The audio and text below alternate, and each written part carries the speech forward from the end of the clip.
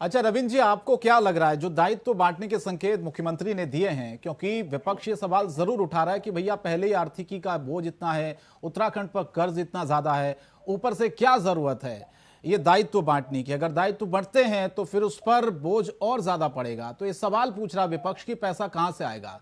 मेरा सवाल आपसे यह है कि अगर कोई अपनी पार्टी का संगठन का विस्तार कर रहा है तो समस्या कहां पर है। ये तो उनका मसला है ना रविंद्र जी, वो मैनेज करेंगे।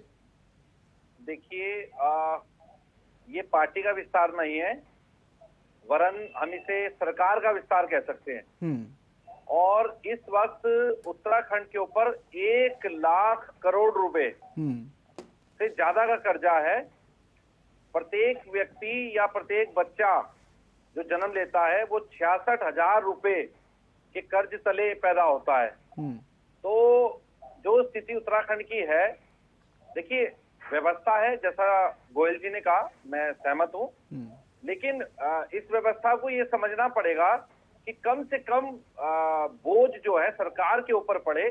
देखिए, उत्तराखंड में जो सरकार है वो सिर्फ भाजपा के कार्यकर्ताओं की नहीं है, वरन उन लोगों की है जो जिन्होंने चुन के भेजा है। और पूरे मैं समझता हूँ पूरे उत्तराखंड में जितने लोग रहते हैं सबकी सरकार है।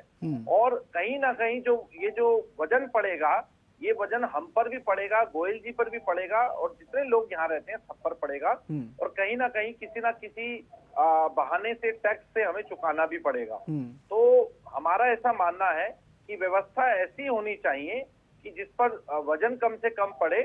साथ ही पूर्व में देखने में आया है, जैसा कि गोयल जी ने कहा, मैं निशंक जी के जमाने की बात करूंगा, जब माननीय निशंक जी मुख्यमंत्री थे, सबसे ज्यादा पद बांटने का काम उन्होंने किया।